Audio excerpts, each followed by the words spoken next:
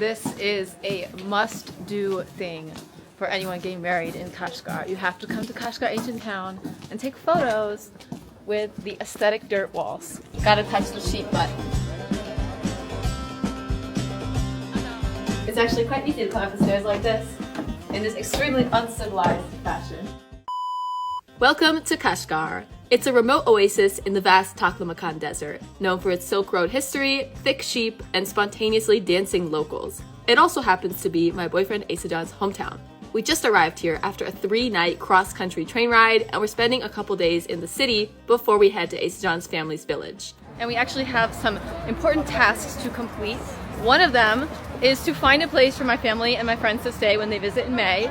We're looking for somewhere cute and aesthetic, not just your regular run-of-the-mill hotel, and someone actually recommended a place to us, so we're gonna go check it out right now with our very own eyes. We finally found it. It's hidden in this tiny alleyway. We almost missed it, actually. Looks cute. Look at those stairs. Okay. Come on. Okay. Oh, I love the second floor.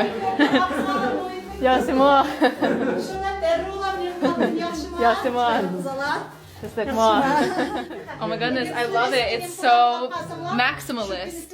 Everything has patterns on it. Everything has patterns on it. It's cute, run by locals, not just like, you know, a name brand hotel. It's really got like the local vibes. Oh my gosh, I love it. Plus, mission accomplished. Now it's time for task number 2, our engagement photo shoot, and you're probably like, what? Yeah, I get it. We're not very good at announcing stuff, so here's the announcement. We are getting married! And you're probably like, where's the proposal video at? Where's the ring? We don't have marriage proposal our culture. So it's different culture, you know.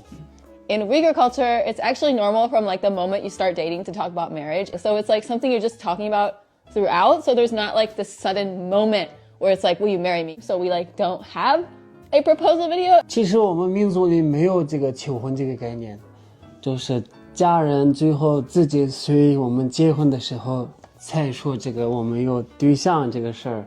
So it's actually the complete opposite from the US, because in the US, if you're possibly going to marry someone, you would want them to spend a lot of time with your family first. Here, it's the total opposite. And in our case, his parents actually found out early, and they were really mad about it. They were like, why would you find a Uyghur girl? This is going to be such a hassle. There's going to be language barriers and cultural differences, and they were like so mad about it. 他们也想不通我的这个事情，反对了很长时间，然后我好不容易说服他们。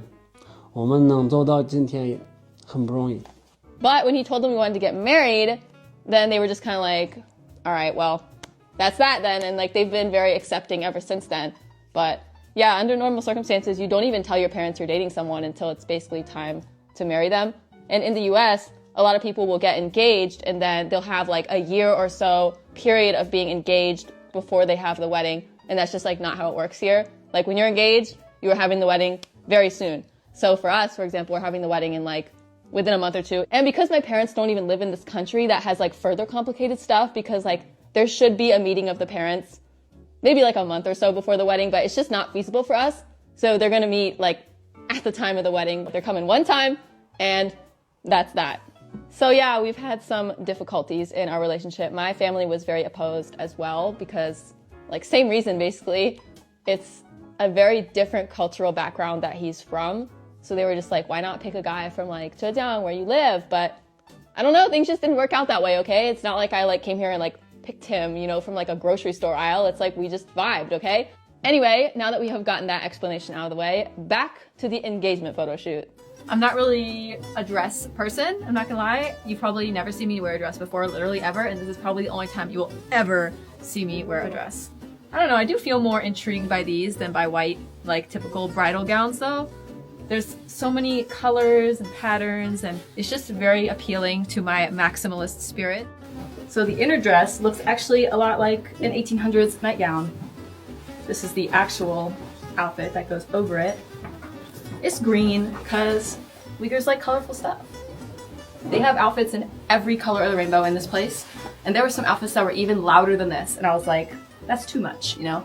I'm gonna pass on like the fluorescent purple, but this will do, you know? Time for the shoes. Also very maximalist. Let me tell you all, the plain white wedding aesthetic, it's not for me. And I came to the right place. Now I'll show you guys his outfit. His outfit looks so weird without the outer coat. It's like a pair of pajamas with boots. But once he puts the coat and the belt on, it'll all come together. We're doing green and blue for this photo shoot. We want to do red for the actual wedding. Can't wear the same outfit twice, you know what I mean? Of course, the hat. The must-have accessory. Üçtalma, ikkitalma, Catherine Ruqya. Üç. Üçtalma, o to'rttalma. Bo'lmaydi. Yetttal bulamdi. Bo'lmaydi. Qanchtal bo'ladi? 2 braids only. Ikki tal. The question about the braids might sound like a joke, but actually it is pretty common for Uyghur women to wear their hair in a bunch of braids for important events. I just feel like this hairstyle wouldn't work on me personally. There's also another popular hairstyle for these kind of photo shoots, which is a super long braid made with hair extensions, but they don't have my hair color. She wanted to try it anyway, and I was like, it's gonna look weird. And what do you know? It does look weird.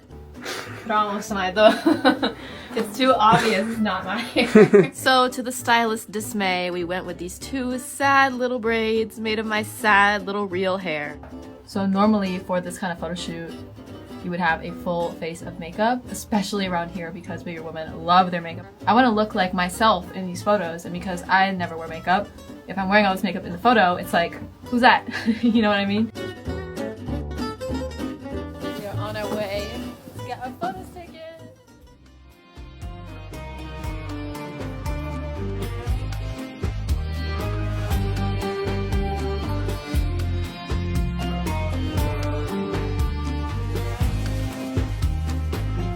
Non-break. Someone's playing a jam out here.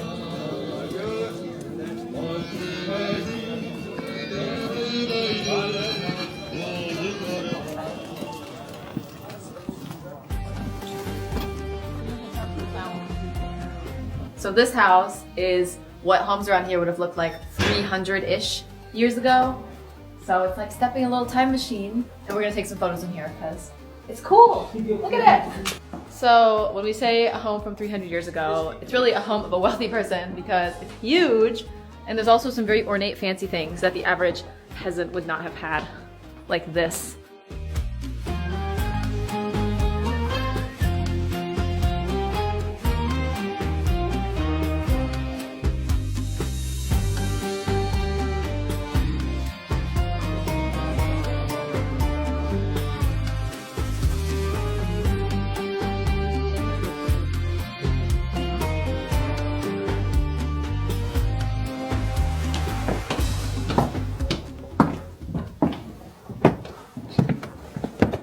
Sorry, I'm uncivilized. This dress is too long. It's so hard to go upstairs and you step on it every time.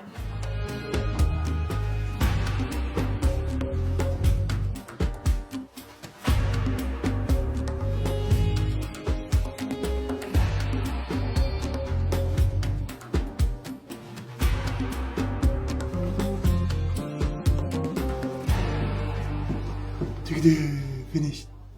Bugün qandaroq. Bek yaxshi. Baylaviyani uyga bordik, rasm tushdik. Shunda payz bo'ldi juma Ruqya biga. Nanda xushal. Mission accomplished. We finished taking our photos. And we're gonna have to go and pick another outfit later this afternoon to wear at the wedding.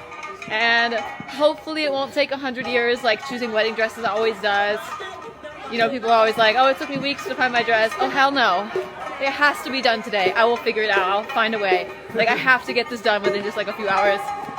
I refuse to be chained down by the process of finding a wedding dress. Okay, huh?